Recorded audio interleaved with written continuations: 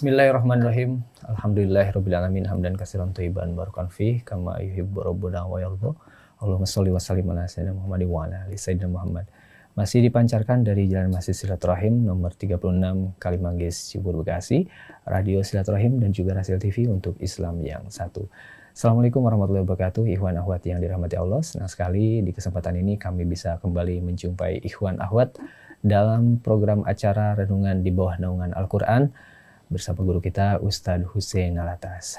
Saat ini saya Rizal Haq bersama Kang Ondi Saputra dan juga Anis Mualim, insya Allah menemani ikhwan akhwat untuk menyimak kajian yang disampaikan oleh guru kita Ustadz Hussein Alatas. Namun kami informasikan biasanya Pak Krisna yang menemani Ustadz Hussein, beliau dalam keadaan kurang sehat ya ikhwan akhwat, mohon doanya semoga segera diberikan kesembuhan yang sempurna oleh Allah Subhanahu wa taala sehingga bisa menemani ikhwan akhwat di dalam acara Renungan di Bawah Naungan Al-Quran bersama Ustadz Hussein Alatas.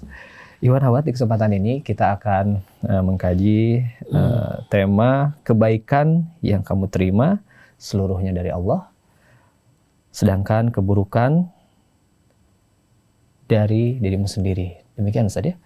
Baik, sebelum kita simak kajiannya, kita awali dengan baca Al-Fatihah bersama-sama yang akan dipimpin langsung oleh Ustaz Hussein Alatas. Tafadhol Ustaz. A'udzu billahi minasyaitonir rajim. Bismillahirrahmanirrahim. Alhamdulillahi rabbil alamin. Ar-Rahmanir Rahim. Maliki yaumiddin. Iyyaka na'budu wa iyyaka nasta'in. Ihdinas siratal mustaqim. Siratal ladzina an'amta 'alaihim ghairil maghdubi 'alaihim waladdallin.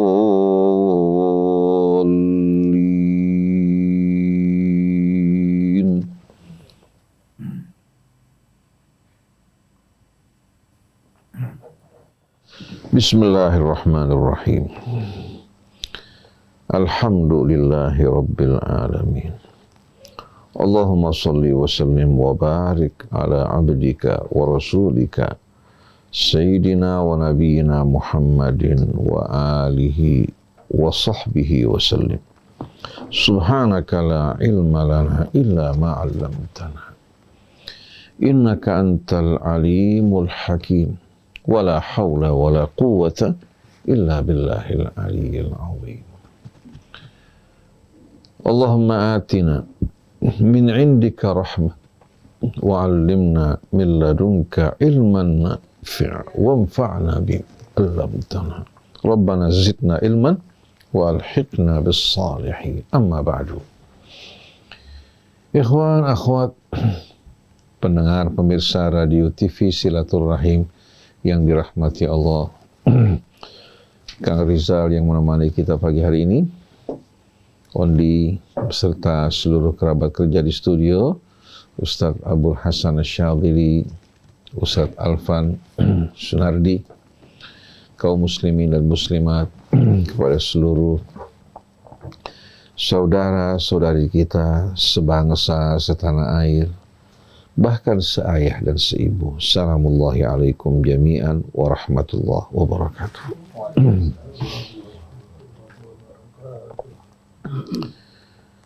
Di tengah-tengah krisis yang dihadapi oleh bangsa kita,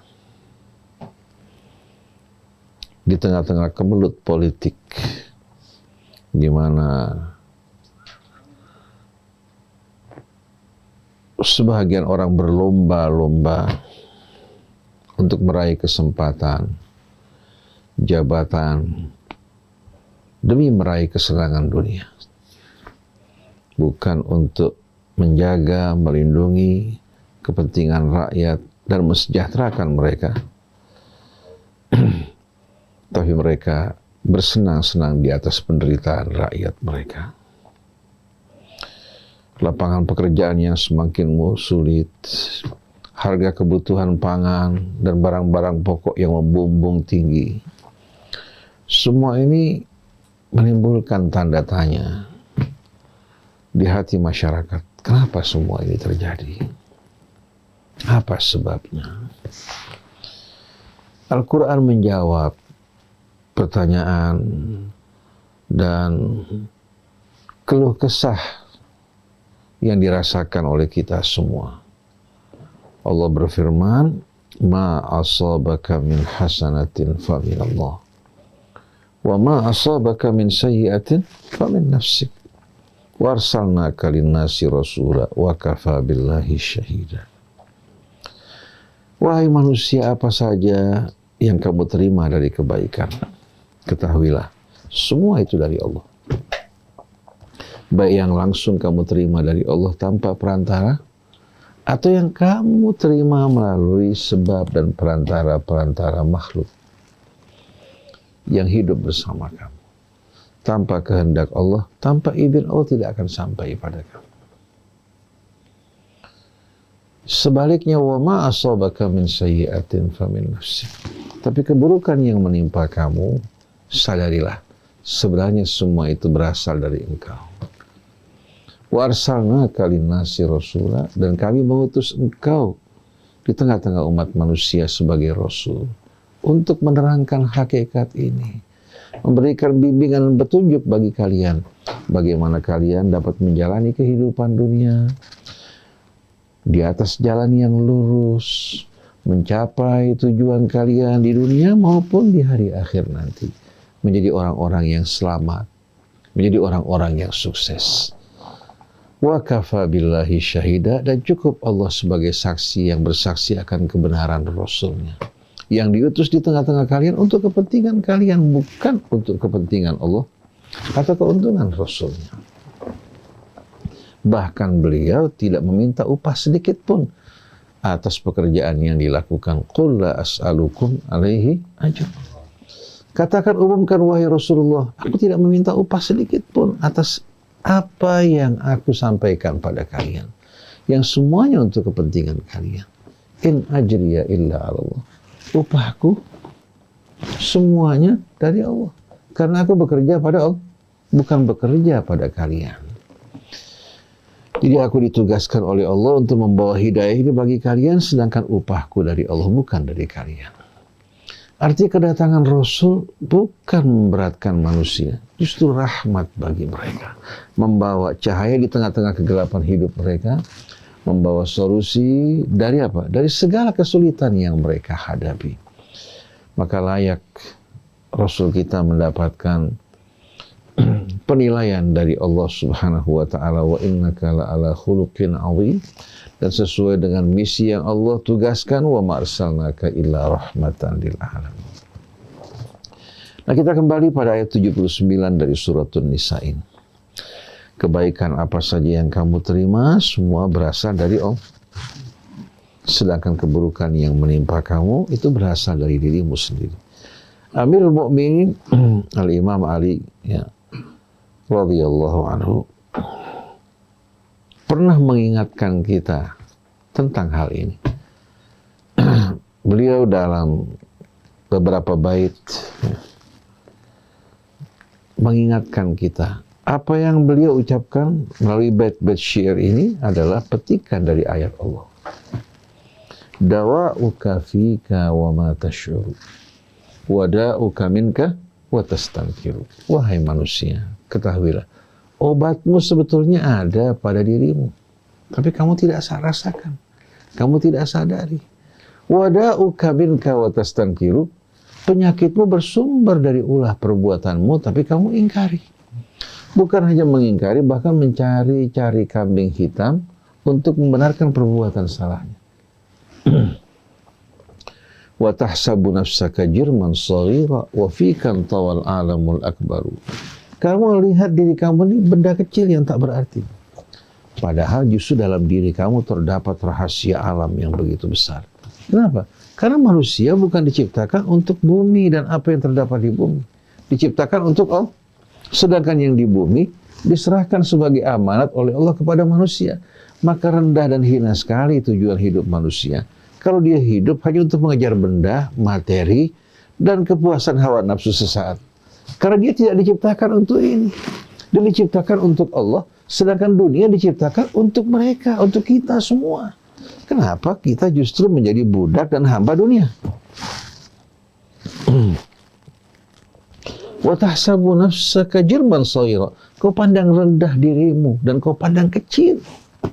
Padahal wa fikan tawal alamul akbar, dalam diri kamu terdapat rahasia besar.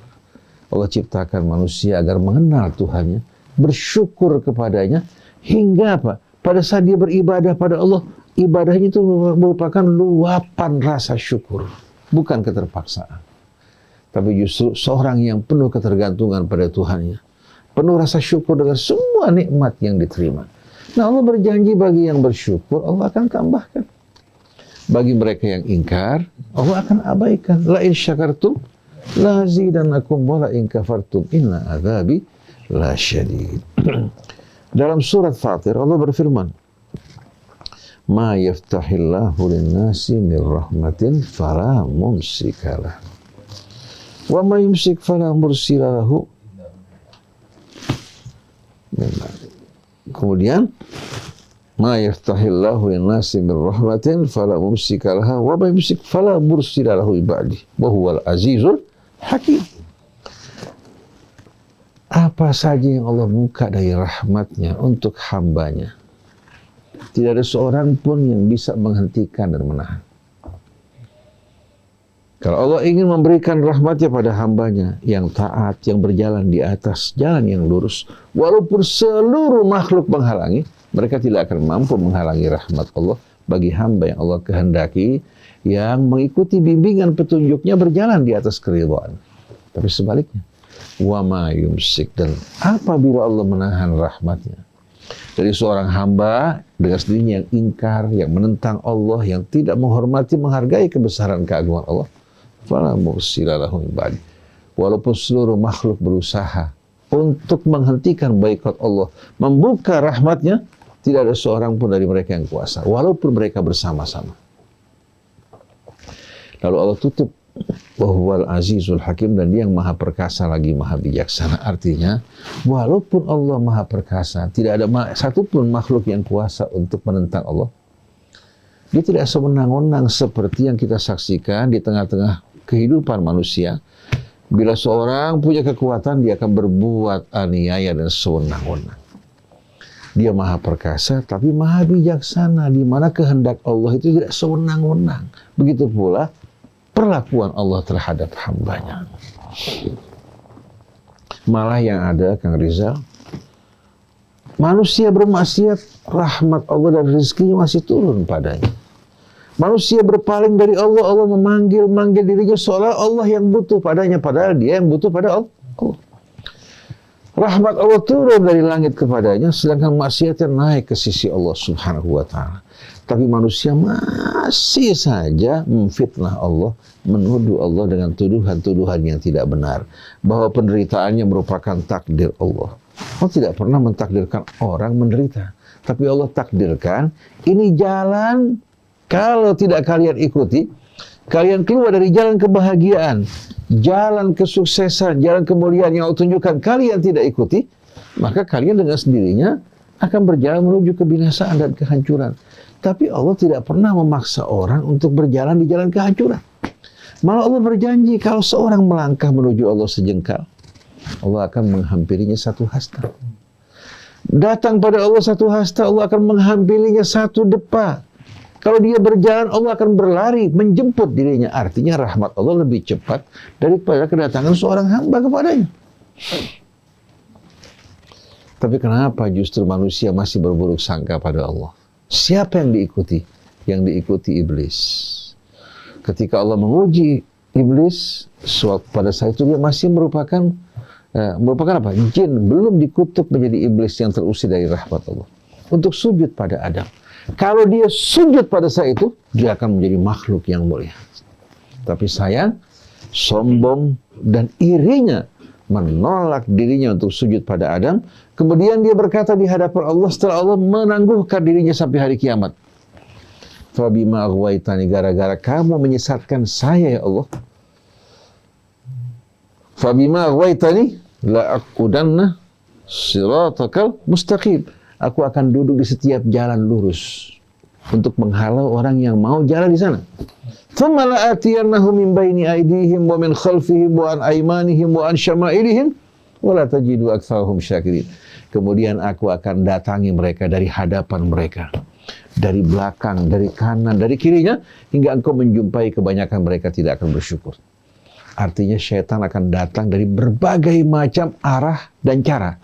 Melalui anak, melalui istri, melalui ambisi, betul tak? Melalui berbagai macam cara untuk membuat orang ini berpaling dari tujuan hidupnya. Begitu dia menghadapkan wajahnya kepada syaitan, meninggalkan Allah, maka dia jerumuskan dirinya ke dalam kesengsaraan. Jadi wahai manusia, kebaikan apapun yang kamu terima, semua datang dari Allah. Dia yang membuka pintu rahmatnya tanpa seizinnya. Walaupun kamu berjuang siang malam, bahkan didukung oleh seluruh makhluk, kamu tidak akan terima. Tapi keburukan apa saja yang menimpa kamu, sebetulnya sebabnya kamu. Seperti firman Allah, "Dhaharal fasadu fil barri wal bahri bima kasabat aydin nas." Bermunculan kerusakan di daratan, di lautan, disebabkan ulah perbuatan manusia. Polusi yang terdapat di daratan, siapa pelakunya? Polusi juga yang terdapat di lautan, siapa pelakunya? Jauh-jauh hari, 14 abad lebih sebelum terjadinya kerusakan yang dahsyat di muka bumi, di daratan maupun di lautan, Allah telah beritahukan bahwa penyebabnya itu semua adalah kalian. Sampai Allah bilang, "Wa ma asabatkum min musibatin fabima kasabat aydikum wa ya'fu an katsir." Musibah apa saja yang menimpa kamu, semua disebabkan ulah perbuatan kalian. Wa ya'fu an katsir. Allah masih menahan, tidak menghukum semua disebabkan kejahatan mereka, tapi Allah masih menahan, paling hanya menurunkan hukuman peringatannya untuk mengingatkan kalian. Kalau Allah hukum manusia sesuai dengan perbuatan mereka, maka di muka bumi tidak terdapat satu pun binatang melata. Walau yu'akhidullahu an-nasa bima kasabu ma taraka ala dhahriha min dabbah. Kalau Allah menghukum manusia sesuai dengan perbuatan mereka, maka Allah tidak akan meninggalkan satu pun binatang melata. Walakin yu'akhiruhum ila ajalin musamma. Tapi Allah tangguhkan penghakiman mereka secara tuntas di hari kiamat. Di dunia, Allah berikan kesempatan untuk bertobat bagi mereka-mereka yang punya kesempatan. Lalu orang bertanya, "Ustadz, saya ini tidak melakukan kejahatan, perbuatan dosa yang melakukan orang lain. Lalu saya terkena akibatnya. Apa dosa saya?" Jawabannya, dosa kamu karena kamu mendiamkan orang yang berbuat salah. Kita ini makhluk sosial. Sama dengan orang-orang yang menumpangi sebuah bahtera. Seperti perumpamaan yang Rasulullah berikan mengenai umat. Bahtera yang mereka tumpangi terdiri dari dua susun. Ada yang berdiam di atas, ada yang berdiam di bawah. Yang berdiam di bawah, setiap kali mereka ingin mengambil air, naik ke atas. Lama-kelamaan mereka berbicara pada diri mereka, kalau kita terus-menerus seperti ini, samping meletihkan, juga mengganggu orang yang di atas. Alangkah baiknya kalau kita bolongi perahu, kemudian kita mengambil air. Kalau yang di atas membiarkan yang di bawah melakukan hal tersebut, maka bahtera ini akan karam membinasakan mereka semua. Oleh karena itu seharusnya apa? Yang di atas bersyukur kepada Allah, membantu orang yang di bawah. Jangan mereka merasa di saat melintas merasa terganggu. Akhirnya mereka mengambil cara yang salah menyebabkan mereka semua binasa. Nah, bangsa Indonesia ini diumpamakan orang-orang yang sedang berada di bahtera yang sama. Kalau pemimpin berbuat salah, baik itu katakan pejabat eksekutifnya, legislatifnya, yudikatifnya, begitu juga ulama-ulamanya, ya, berbuat kesalahan, maka yang akan menanggung deritanya bukan hanya orang yang langsung terkena akibat kesalahan mereka, bahkan yang mendiamkan juga akan terkena musibah yang sama. Oleh karena itu Allah berfirman dalam suratul Anfal, wattaqu fitnatan la tusibanna alladzina zalamu minkum khassah. Hati-hati kalian dari fitnah, dari huru-hara petaka yang tidak hanya menimpa orang yang zalim dari kalian. Kalau kalian mendiamkan kezaliman, tidak menegur dan melakukan perbaikan, di saat bencana datang, kalian semua akan ikut terkena oleh adab tersebut. Oleh karena itu, para pejabat di atas harus sadar. Para eksekutifnya, para legislatifnya, yudikatifnya, bahwasannya mereka naik ke atas karena mereka dipilih oleh rakyat dan diberikan kepercayaan.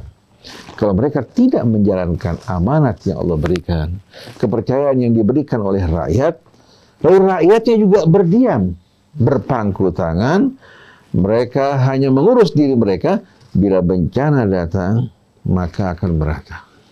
Sedangkan yang diselamatkan Allah hanya mereka yang setia beramar ma'ruf bernahi mungkar. Nah, amar ma'ruf nahi mungkar ini masuk dalam kewajiban sosial. Kewajiban sosial di mana kita wajib untuk saling mengingatkan, wa tawassaw bil haqqi wa tawassaw bis sabri. Tapi kalau di satu kampung sebagian berbuat kejahatan, yang lain mendiamkan, apalagi kumpul bersama-sama walaupun tidak melakukan kejahatan, menerima hadiahnya, menerima amplopnya, bahkan mendoakan agar dipanjangkan umurnya, maka yang mendoakan, yang menerima manfaat walaupun tidak melakukan kejahatan langsung, Allah Subhanahu wa Ta'ala akan hukum mereka. Apalagi kalau yang mengambil manfaat ulama dari orang-orang yang zalim yang menyengsarakan rakyat, maka ulama ini sebelum penyembah berhala, sebelum bahkan pelaku kejahatan, mereka akan dipanggil oleh Allah Subhanahu wa Ta'ala. Jadi kita harus ingat bahwa kita ini makhluk sosial.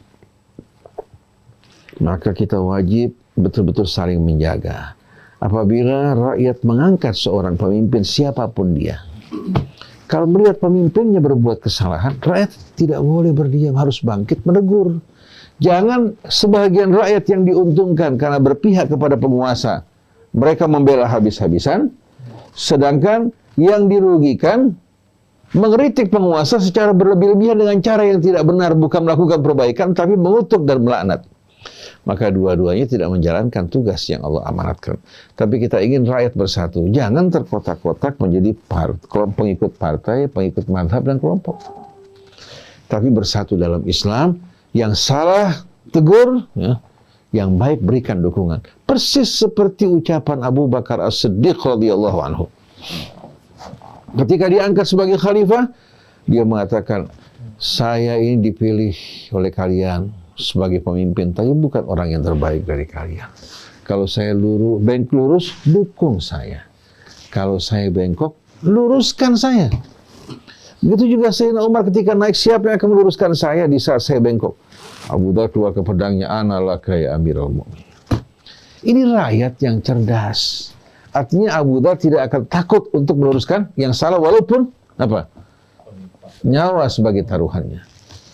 Kalau kita di Indonesia lain, pemimpin diangkat itu untuk menjadi dewa yang maksum. Pemimpin diangkat untuk menjadi majikan, sedangkan yang mengangkat berubah menjadi budak yang tidak punya hak untuk berbicara. Kalau mereka berbicara dianggap melanggar undang-undang dan hukum. Padahal hukum dan undang-undang buatan siapa? Manusia. Tapi yang mengherankan kalau hukum dari Allah mereka tolak. Mereka ingin rakyat patuh pada mereka, sedangkan mereka menentang Allah Subhanahu wa Ta'ala. Saya tidak berbicara menunjuk seseorang, siapapun juga.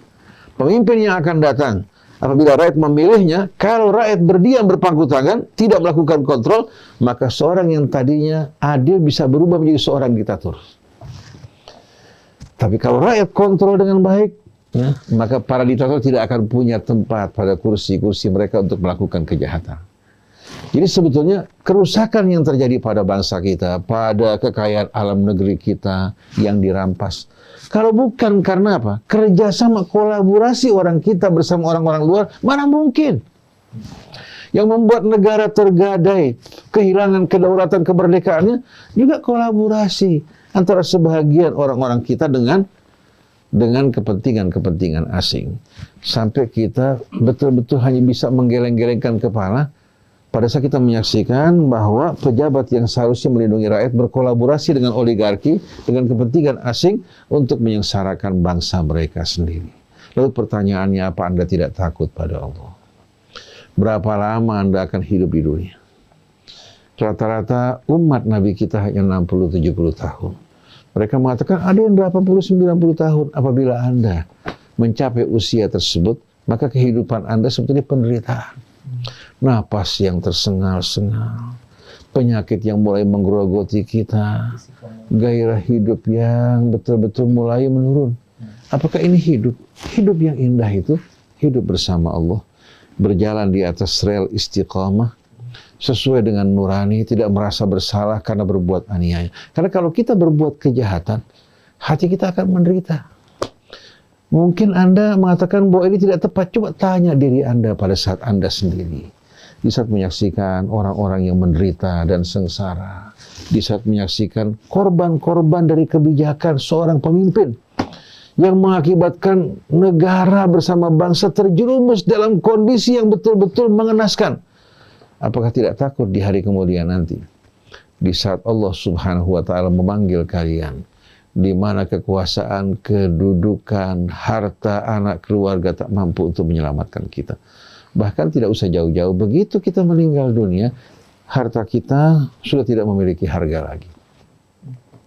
Di dunia dengan uang kita bisa mengatur orang. Begitu masuk ke liang kubur, yang akan menjadi teman setia amal yang pernah kita lakukan. Jadi kembali para ikhwan, akhwat yang dirahmati Allah. Saya tidak berpihak kepada siapapun juga.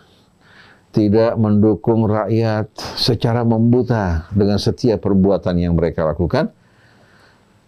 Tidak pula mendukung penguasa di atas kezaliman-kezaliman yang mereka lakukan. Tapi mari kita pemimpin dan rakyat, begitu pula ulamanya, aparat TNI-nya, aparat kepolisiannya, mari kita sadar, mari kita bangun bangsa kita bersama-sama. Mari kita tegakkan amar ma'ruf nahi mungkar.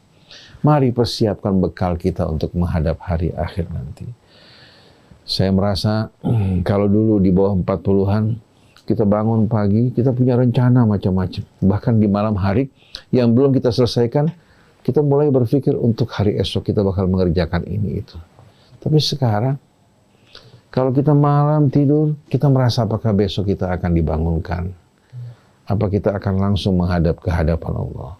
Perjalanan begitu panjang, amal-amal kebaikan kita begitu sedikit, dosa kelalaian kita begitu banyak, maka yang kita harapkan hanya rahmat dan kemurahan Allah. Sedangkan kalau Allah perlakukan kita dengan keadilannya, pasti kita binasa. Maka mari ikhwan akhwat yang dirahmati Allah, bersama-sama kita bangkit, bersama-sama kita maju, bukan hanya untuk diri sendiri, tapi bersama rakyat dan para pemimpin, bersama masyarakat dengan ulama mereka, dengan juga TNI-nya, kepolisiannya, bersama-sama kita melindungi bangsa kita, negara kita.